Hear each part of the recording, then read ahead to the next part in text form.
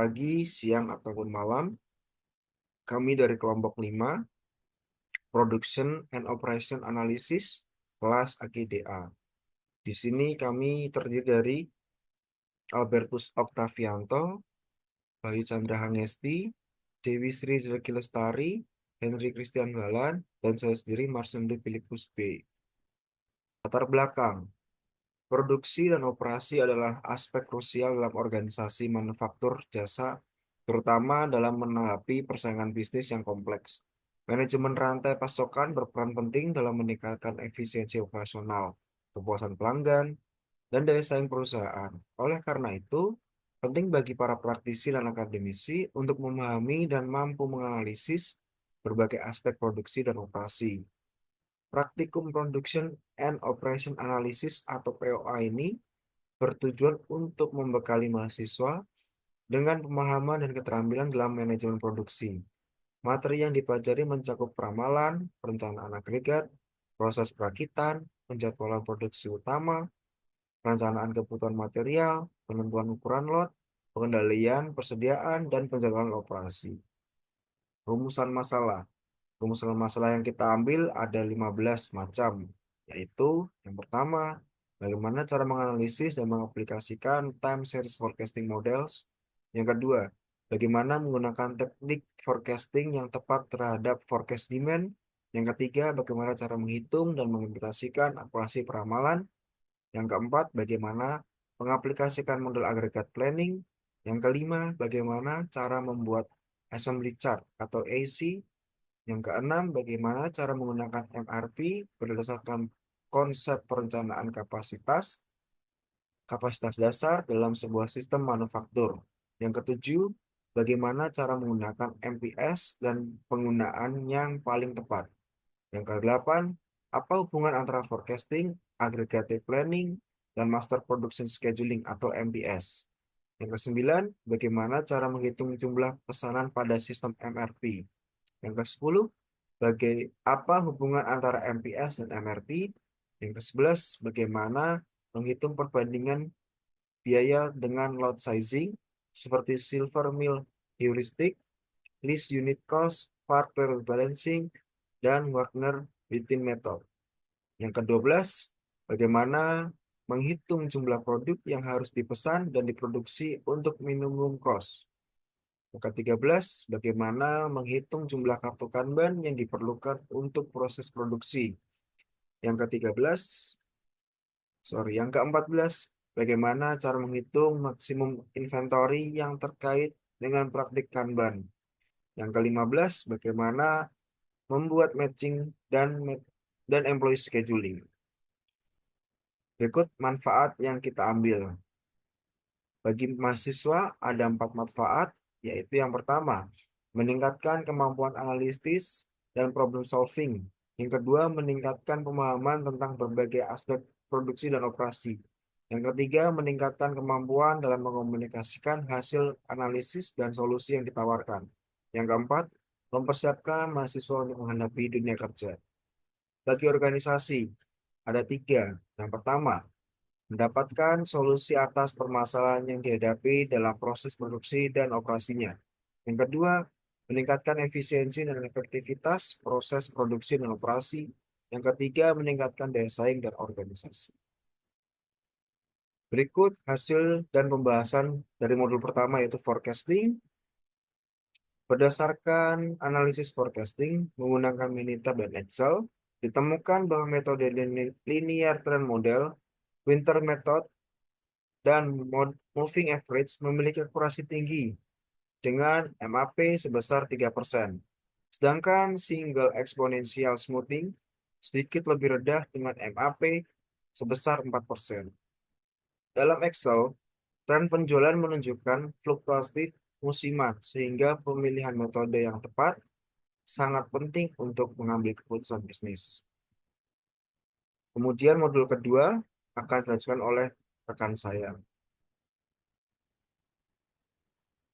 Baik, selamat siang, selamat sore. Perkenalkan, saya Bayu Chandra Hangesti dengan NIM 24020069990 akan menjelaskan mengenai hasil dari modul 2 yaitu aggregate planning. Pada praktikum ini, kelompok kami berhasil mengumpulkan data mengenai aggregate planning yang terdiri dari 4 metode, yaitu Zero Inventory Plan, Constant Workforce Plan, Overtime plus Subcontract, dan Overtime plus Back Order. Hasil menunjukkan bahwa metode Zero Inventory Plan memiliki total cost yang paling kecil dibandingkan metode lainnya dengan nilai 218 miliar 793 juta 919.830 rupiah.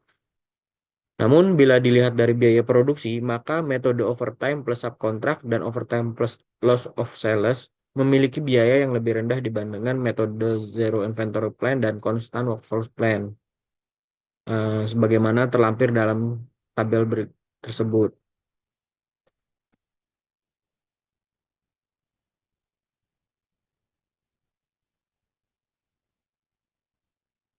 Berikut adalah hasil pembahasan dari modul 3, yaitu tentang Bill of Material. Berdasarkan data tersebut yang ada pada gambar, data tersebut kami kembangkan menjadi sebuah assembly chart, di mana assembly chart ini merupakan bagan yang memberikan informasi terkait proses perakitan produk dari raw material. Sebagaimana gambar tersebut, assembly chart ini kita kembangkan kembali menjadi sebuah production structure, yang di mana production structure ini dibuat berdasarkan assembly chart yang menggunakan diagram tangga untuk menggambarkan struktur produk pada sebuah perakitan sepeda produk dari La Familia Bike. Untuk seperti gambar dijelaskan pada gambar berikut, misalnya untuk hasil dari finish good ini memiliki beberapa proses, di mana untuk mencapai proses finish good ini diperlukan proses dari sub assembly 3 dan assembly 3. Untuk sub assembly 3 sendiri ini membutuhkan proses untuk adanya proses perakitan dari sub assembly 4 dan tire. Memiliki dari sub assembly 4 ini juga sendiri selaku parent komponen memiliki proses perakitan antara dari rim dan spokesnya. Begitu juga seterusnya hingga mencapai dimulai dari produk grip dan brake ini digabung terus hingga mencapai sebuah produk menjadi finish good. Dari tabel berikut, kami kembangkan kembali dari production structure menjadi sebuah bill of material sebagaimana terlampir. Nah, bill of material ini sendiri terdiri dari 22 komponen yang terdiri dari 12 proses assembly dari raw material hingga menjadi sebuah produk. Untuk bill of material sepeda ini menunjukkan bahwa sepeda merupakan produk dengan banyak komponen yang saling terkait, di mana struktur bill of material ini penting untuk memastikan bahwa semua komponen terpasang dengan benar dan berfungsi dengan baik. Selanjutnya, ada pembahasan dari modul 4 yang akan dibahas oleh teman saya. Dan selamat malam. Perkenalkan, nama saya Albertus Oktavianto dengan NIM 260231984. Di sini saya akan menjelaskan mengenai Master Production Scheduling atau yang bisa kita singkat dengan MPS dari perusahaan La Familia Bike. MPS sendiri merupakan jadwal produksi yang kita rencanakan sebagai sebuah jadwal produksi atau penyedia layanan untuk menunjukkan jumlah produk ataupun jasa yang direncanakan untuk suatu produksi yang disediakan pada kasusnya La Familia Bike ini pada periode dari Januari 2022 hingga Desember 2022. Berdasarkan sumber daya yang diotoritaskan dalam rencana agregat perusahaan. MPS ini sendiri dapat digunakan untuk merumuskan rencana produksi yang nantinya kita terjemahkan menjadi persyaratan item akhir yang spesifik pada rentang 1 tahun ini. Bisa dilihat di sini bahwa pada periode sebelumnya kita hanya memiliki item on hand 500, dan pada periode Januari hingga bulan April tahun 2022, perusahaan La Familia Bike dapat memenuhi stok sebanyak 8.750 setiap bulannya. Namun sudah mulai mengalami penurunan di bulan Mei 2022, di mana hanya dapat menyediakan 2.155. Kesediaan balance ini bisa berlanjut sampai di bulan September, di mana produk terakhir dengan balance 1.780. Namun La Familia Bike ini mengalami penurunan di bulan Oktober tahun 2022, di mana dia kekurangan stok sebesar 5.687, dan bila dilanjutkan sampai akhir tahun bulan Desember 2022, masih memiliki kekurangan stok sebesar 1.627. Dan ini menunjukkan bahwa perusahaan mengalami kesulitan dalam memenuhi stok permintaan tersebut. Lalu untuk selanjutnya di Material Requirement Planning, modul 5. Next slide. Ya. Di sini bisa kita lihat dari item on hand yang hanya 500 dengan demand time sebanyak 4, dan juga safety stock sebanyak 8.750, bisa kita lihat bahwa di bulan Desember yang lalu, kita tidak dapat memenuhi stok tersebut. Adapun data-data MRP yang kita dapatkan, sebagai contohnya, salah satu parent komponennya adalah MRP Assembly 3 dan juga Sub-Assembly 3. Kalau bisa dilihat dari data MRP Sub-Assembly 3, kita memiliki pada periode akhir banyak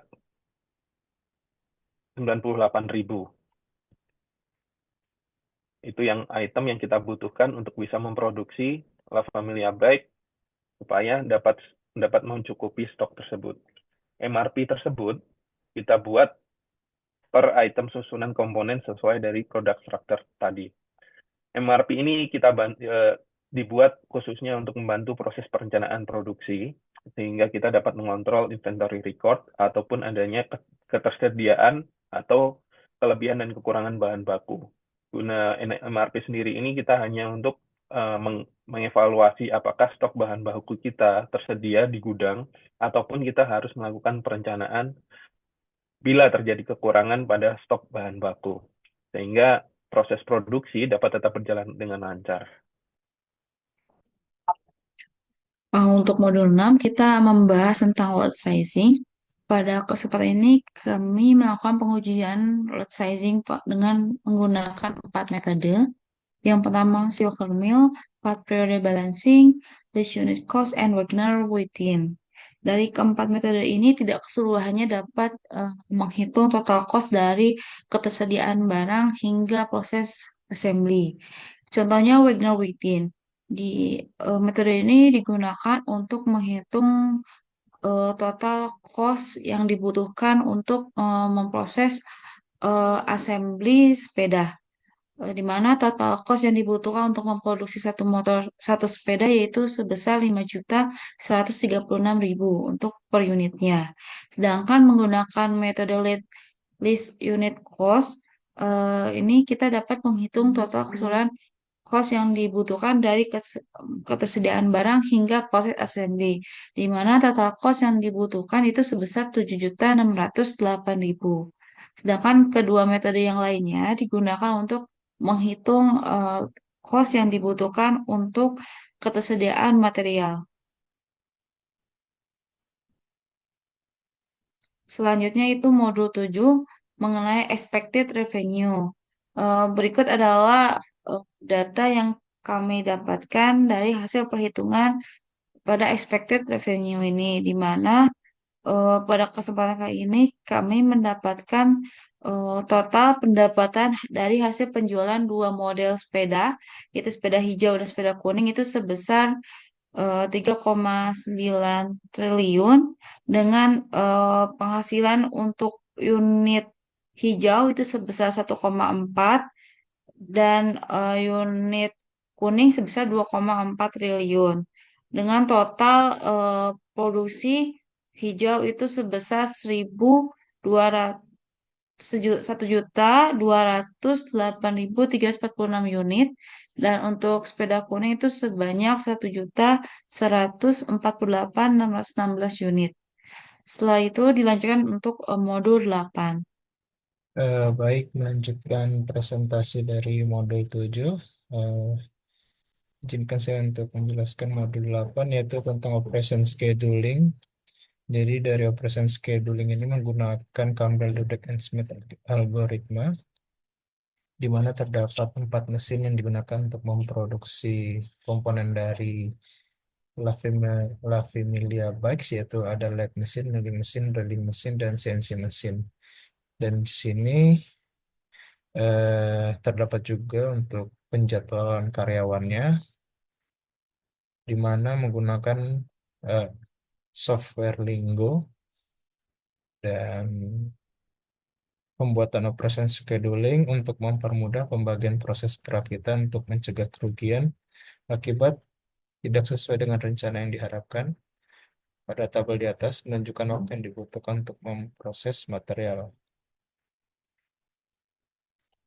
Oke, berikutnya ini adalah hasil dari eh, perhitungan menggunakan software Lingo. Seperti dapat dilihat bahwa total karyawan yang dibutuhkan untuk eh, memproduksi atau kegiatan produksi ini adalah sebanyak 85 karyawan. Dan di sini X1 menandakan pada hari Senin itu berarti ada 9 orang yang libur pada hari Senin. Kemudian X2 adalah Selasa, berarti ada 15 orang yang libur pada hari Selasa. Dan begitu seterusnya. Kemudian ini menjelaskan juga untuk La Familia Capabilities, yaitu eh, kemampuan dari La Familia untuk memproduksi sepeda. Seperti yang dilihat di tabel, machine idle time-nya sebanyak 89 menit. Kemudian time needed to finish one product itu ada 42 menit. Working hours adalah 480 menit atau 8 jam. Kemudian tuh number of finished good in one day ada 55 unit. Kemudian di bawahnya ada 90 unit. Kemudian machine idle time in one day sebanyak 109 menit. Oke. Kemudian ini start when one product finish, yaitu dari number of finished goods in one day ada sebanyak 55 unit, yaitu ditarik ke bawah, terus dikalikan. Terus untuk safety stocknya, yaitu produksi dikali untuk mencari produksi, yaitu number of finished good in one day dikali dengan number of working days-nya. Kemudian didapat hasil safety stocknya itu tidak, karena em, jumlah produksinya belum mencapai atau kurang dari safety stock. Kemudian yang sheet berikutnya atau start while the production before ongoing, yaitu dari mesin idle time one day, yaitu sebanyak 109 menit ditarik ke bawah sesuai dengan menggunakan rumus dolar. Kemudian dari itu untuk mencari produksinya berarti number of mesin idle in one day-nya 109, yaitu eh, dikali dengan number of working days, didapatkan hasil produksi. Dan untuk safety stock yang di sini, jika hasilnya belum mencapai dari safety stock, maka indikatornya adalah yes.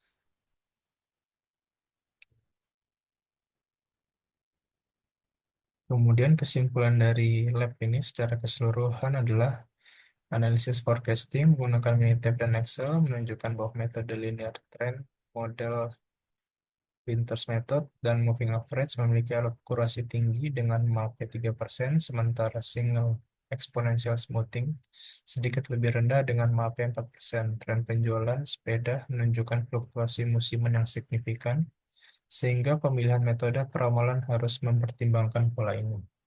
Dalam aggregate planning, metode zero inventory plan dipilih karena memiliki total biaya terendah dan sesuai dengan kondisi perusahaan.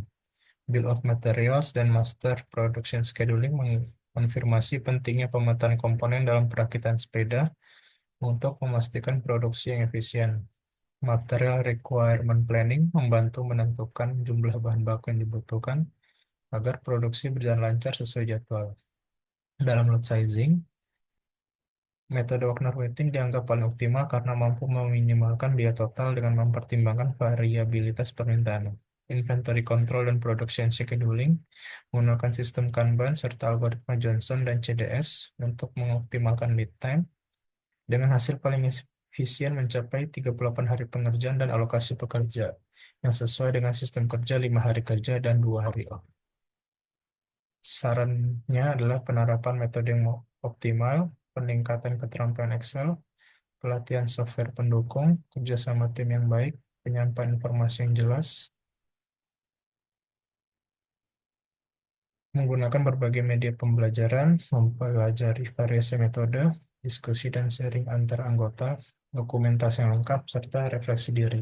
Lakukan evaluasi diri setelah praktikum untuk mengetahui kelebihan, kekurangan, dan area yang perlu diperbaiki untuk praktikum berikutnya. Sekian presentasi dari POA 05 untuk mata kuliah Production Operation and Analysis. Sekian, terima kasih.